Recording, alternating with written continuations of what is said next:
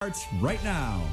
Hey everyone, I'm Jimmy Rhodes. Technology is surging forward every day, and in many ways that's great. But it also means scammers will be innovating new ways to separate you from your money. It's not easy to keep up, so we're running down some of the biggest scams out there right now and how you can fight back.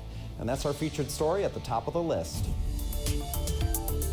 Fake emails, hack social media accounts. The internet is crawling with scams. Burton Kelso's owned a computer repair company for 30 years. We go on site and fix computers and do remote tech support. In that time, he's watched the digital world evolve in many ways, including as a hotspot for fraud. So we turned to Burton to learn about the latest tech scams.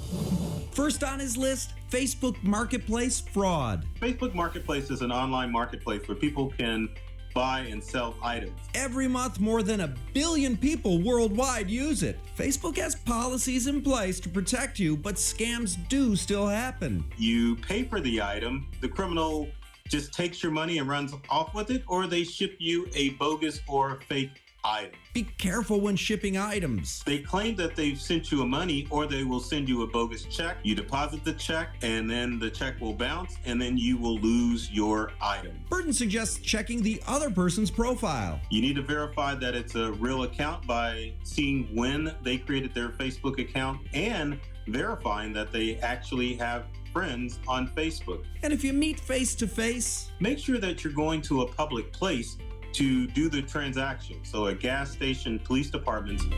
Next, social media account scams. First, a scammer can duplicate your account. They set up a fake account and send requests to your friends. He says you can prevent this by hiding your friend list. But if it does happen to you, change your profile picture on your social media accounts to make sure that it is different than what the criminal is using. And have your friends report the fake account. Now, why do these fraudsters want to connect with your friends? The sole purpose of them sending scam or spam messages to them in order to get people to click on a link. Their latest ploy is an especially cruel one. They type, "Look who died," with a link to a news article. If you click it, your device is infected with malware, allowing them to steal your login info. Contact your friend or family member to see if they sent you the link via email or messenger to verify that they're the ones that sent it and to keep yourself safe.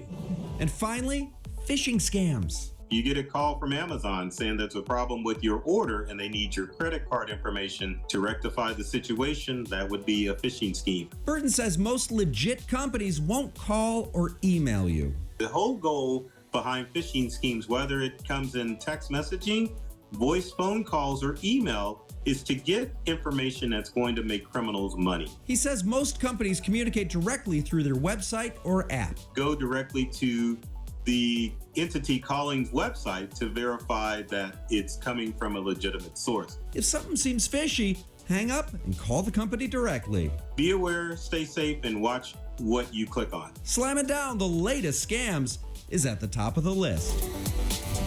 We've all been there. You go to the fridge to make